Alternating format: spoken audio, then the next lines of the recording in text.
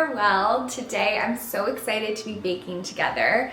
We are going to try our hand at making these gorgeous round croissants, and this recipe is inspired by our trip to New York City last week. We were able to try these viral and infamous croissants for ourselves at Lafayette Bakery, and they were truly phenomenal, and I love how unique they are, how flaky, and they were each filled with this beautiful, just delightful filling. So the pumpkin one we tried had this really flavorful pumpkin filling, and then the chocolate had the perfectly sweet chocolate filling. So we're gonna try our hand to make the croissants and then also make the fillings and hopefully make them cute with a garnish. I was researching to see how do you even attempt this. I assume that Lafayette Bakery has some proprietary recipe, of course, and some machines or tools to help the process. This is all speculation. I have no idea what goes into it. Maybe it's completely handmade, but I'm just amazed if they do make that by hand, because croissants are so involved in and of themselves. So to add a whole spin on them, I feel like is quite the task. And today we are actually going to be using puff pastry to make the round croissant portion. And this idea was inspired by an account on YouTube called Grey Pot. As I was researching different recipes, I saw her recipe and I thought that was brilliant and a lot less daunting. So we'll use our puff pastries to make our round shape and then fill them with some yummy goodness and hopefully make them look all beautiful and bakery worthy. So I'm excited to spend time with you all and work on this creation. First, let's make a little cup of coffee because it's such a beautiful fall day. It's about 65 degrees and sunny, and again, just really excited and thankful to be baking with you all today.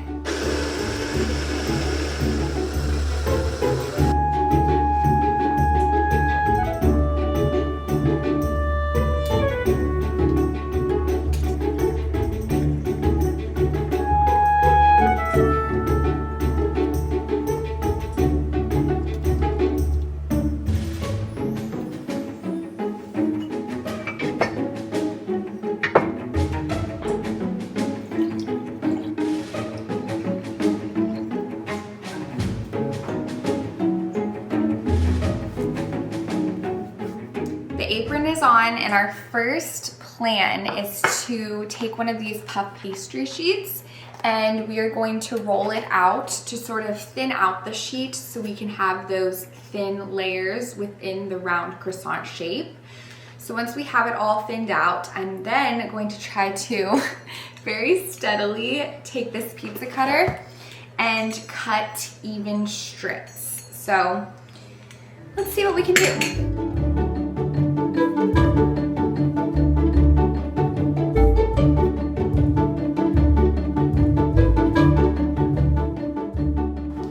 Okay, the pastry is still quite firm from being in the freezer, so I'm gonna let it thaw out for a bit and then hopefully it'll be easier to roll out once it's a bit warmer, because right now it just seems very breakable since it's so cold and firm. I have the puff pastry literally sunbathing right now to hopefully speed up the process. I should have put this pastry out way before I started baking so that it would thaw. And by the way, I'm gonna be having some curveballs as I'm baking because this is the first time I will be making this recipe, but I will type out everything I do and everything I would recommend, so hopefully if you want to recreate this, it's a lot more simple for you. Okay, it's showtime. It's a lot more pliable. So I'm gonna take this roller and just thin it out. I thought about separating it because this is a puff pastry sheet, but it obviously has 3 different sections. So I thought about just doing one section at a time, but I think it'll be better to do it this way so that they're an even layer and look more uniformed. But we'll see. It's kind of nice too that the puff pastry package came with 2 sheets. So if this goes totally awry, we can have a take 2. We have some extra to work with.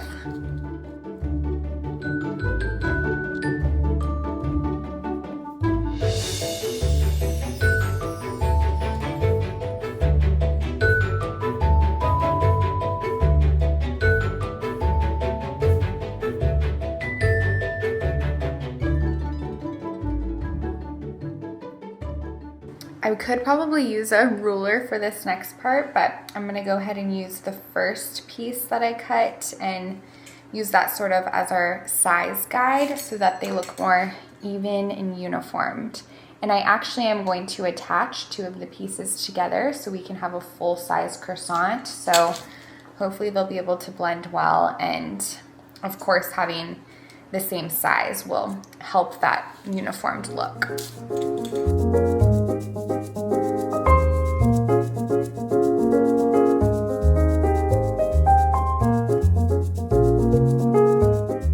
Okay, now it's time for the fun part. I'm gonna try to seal 2 of these pieces together and then roll them into our pinwheel design. I'm gonna go with these 2 pieces first because they look quite symmetrical. So let's set ourselves up for success. It's almost like a cinnamon roll. Okay, there it is. Oh, it's so cute. And then for this end piece, I'm gonna tuck it into the bottom just so that we can seal it and sort of pinch it so that it meshes. And then we'll use that part, the top part, to put our garnish and design so it's a little more camouflaged. Okay, just leave that one like that, and then I'm gonna continue that on.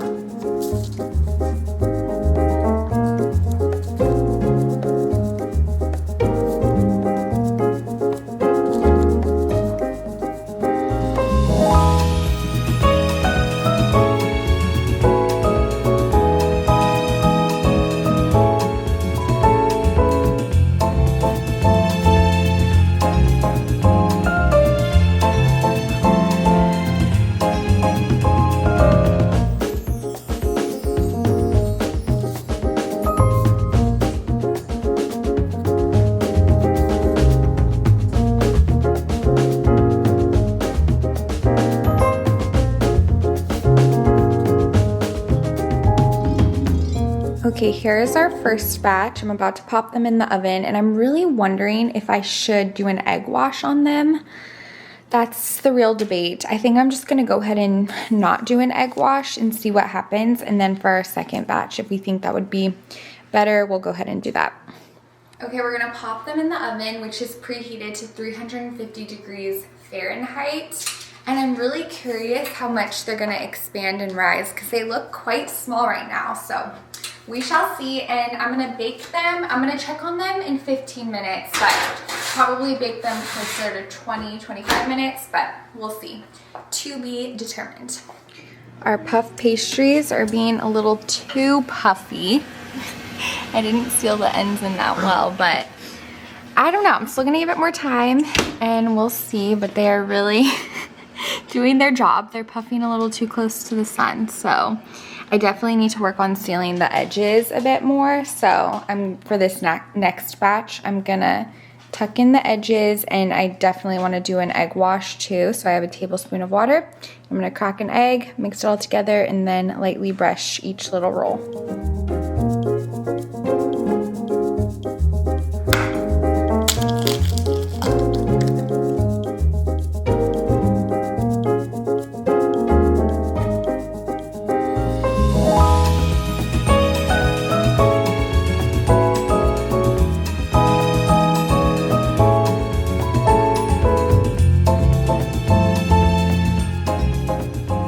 Okay, this isn't exactly what we were going for. We might be able to work with a couple, but hopefully take 2 will be more on par with what we're trying to achieve. I really got to make sure I tuck these ends in better because, as you can see, they really wanted to be the star of the show.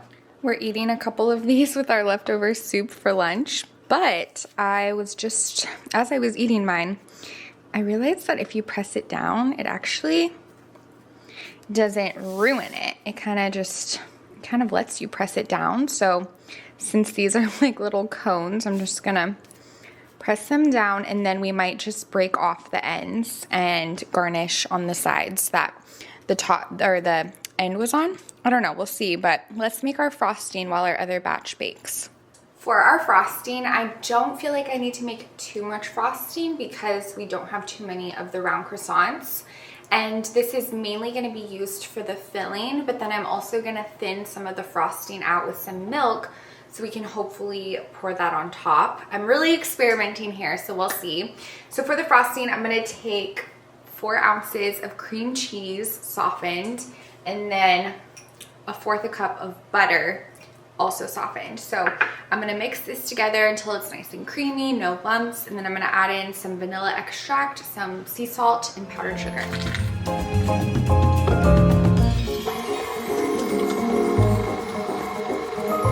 Okay, I just took our second batch out of the oven, and I'm actually going to rotate them or flip them over so that the underside can bake, and then we can have a more even look to them.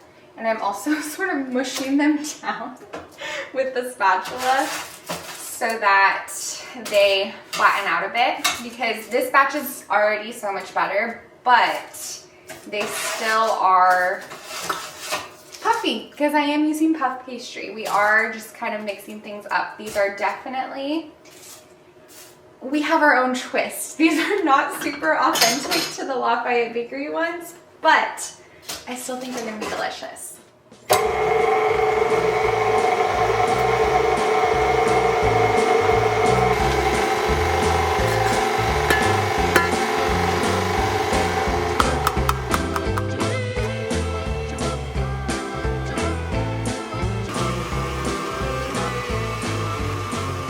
Okay, our frosting is complete. It is gorgeous.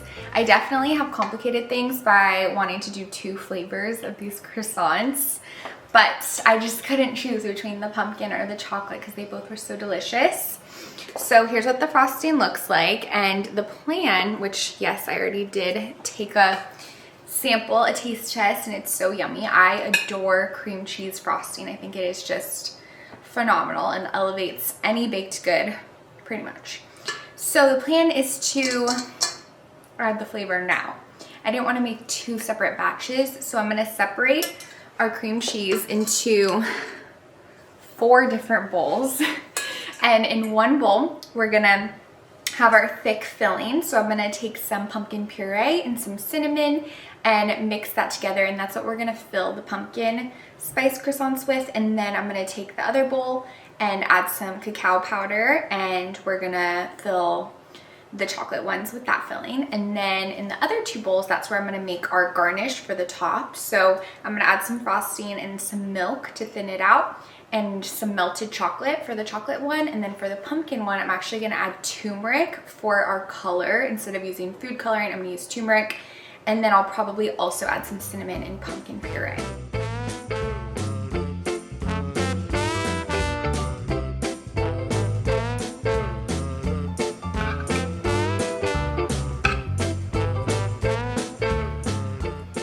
I'm just seeing what happens if I mix it with the spoon instead of getting out a handheld mixer, just to, you know, preserve dishes. I always am trying to eliminate as many dishes as possible. Okay, that's looking good. I still gotta add the cinnamon, but yeah, I might not even need turmeric. Actually, no, for the garnish, I do wanna add turmeric, but I might not need to thin it out because when I add the pumpkin puree, that thins it out quite a bit. I love trying to think of natural food coloring instead of using the dyes. Turmeric is great for any yellow color, and it does have a light flavor, but I don't think that it's too overpowering at all. So I found it to be a pretty good option. And then for blue colors, blue spirulina is great. And for green colors, green spirulina is a really great dye. And then for red, I've used raspberries in the past, but it's really nice to have powders. So I can't think of a red powder. Maybe if there's a goji berry powder, that would work, but it's fun to try to use spices you may already have.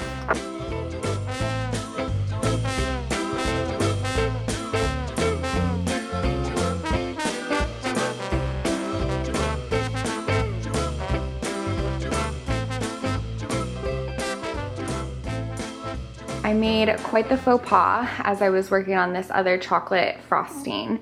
As I was melting it, which I probably shouldn't have melted the cream cheese frosting in the first place, but I meant to just put it in for a few seconds.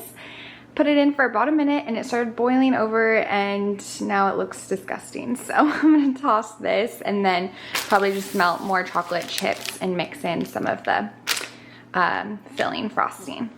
Okay, chocolate garnish, take 2. I feel like I'm really setting you all up for success because I'm showing you visuals of what not to do. We're making a lot of mistakes in this recipe, but I feel like it's as cliche as it is, I feel like that's when you really learn, and I am getting more and more passionate about baking, so the more mistakes I make and the more times I practice, hopefully the better I'll be. I'm honestly surprised at how well they stand up. I wasn't expecting them to be that stable. Of course, as I say that, this one isn't cooperating very well. But some of them are standing up really easily. I mean, if you came over and blew on them, they'd probably fall down. So not the most secure, but better than I expected. And I think the part that I'm most nervous about is filling them, because I'm worried that when I puncture the hole to add in the filling, they're just gonna crumble. So we'll pick our first one. We'll try. Yeah, I really do like the first batch more without the egg wash, so that's really good to know. Okay, they look cute. They do look cute. They look quirky. Quirky is a great word for them. I'm gonna take this icing tip to try to puncture the hole at the top. Oh, yeah, it's super flaky. Oh gosh. I wish I could ask you how to do this, because I know some of you probably know exactly what I should do. I'm gonna go in with a knife instead because I already was making a mess. We have our frosting knife right here. Oh, this is not going well, guys. This is really not going well.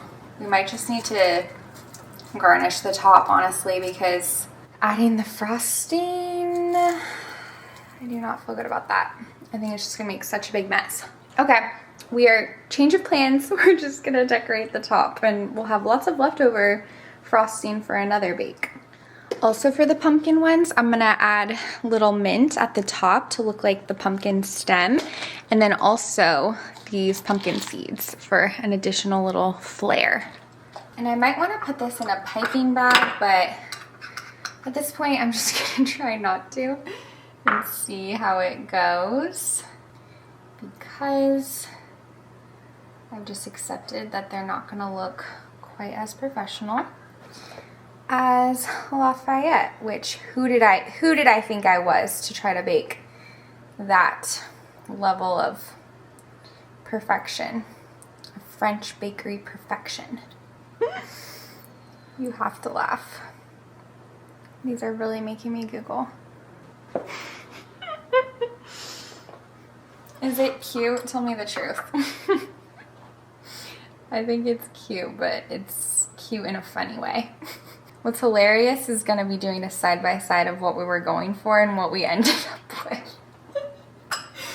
Oh my goodness, what an adventure this has been.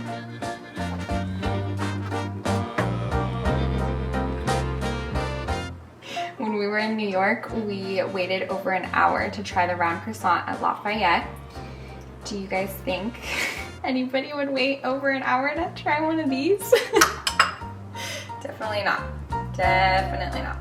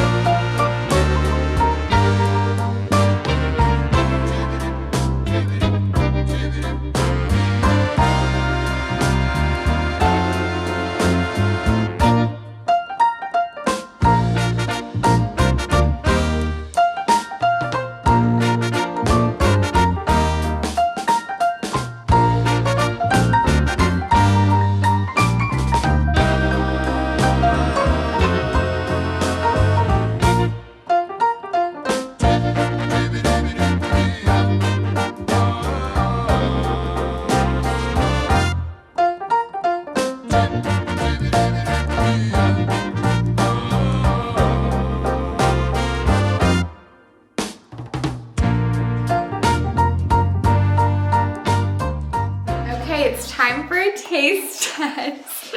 They keep falling over every time I pick up the plate. They are not very stable, unfortunately. Okay, I think you're gonna like the chocolate one. But the pumpkin one, I wanted to fill it with cream, but when I started to puncture a hole in the middle, it didn't. Wasn't working out. It wasn't working out, so. Yeah, that makes sense. Oh no, your head's cut off a little bit over here. Oh no. There we go. Here, you first. Okay. You first, right? On that good chocolatey bite.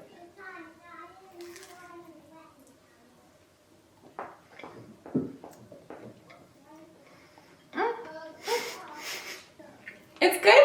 A little anticlimactic when you've had the real thing. But I would say that they turned out pretty cute, thankfully. I wasn't. No, it's cute. It's not, yeah. It's good. It's good, yeah. Not Lafayette Bakery. Not Lafayette Bakery. But if you can't go to New York or you don't live in New York and you don't have hours to spare. This'll do. This is a great, it's just like a fun, unique treat to make. Oh, we didn't try the pumpkin one though. Oh yeah. Here. And then it would also be fun for a party or like to bring to Thanksgiving or something. Yeah. I don't really want to eat the mint on the pumpkin one, but. They didn't do that at Lafayette, did they? They had fondant. Ah. Mm-hmm. Like the pumpkin seeds though? Mm-hmm. It's good. It's good. It is a little spicy from the turmeric. No. It's being dramatic. Okay, that's a wrap though. Thank you for coming along this baking adventure with me. You don't like the pumpkin one? Maybe just use food coloring. A little dramatic. Thank you so much for... Is that how you got it, that color? Just turmeric? And pumpkin puree. Okay. Yeah. No, that's impressive. I hope you enjoyed. Let me know if you end up making these. Again, I'll type everything out and hopefully add some tips that I learned throughout the baking process because we did have some snafus and curveballs as always, but really hope you all enjoyed and can't wait to see you next. Bye! Bye!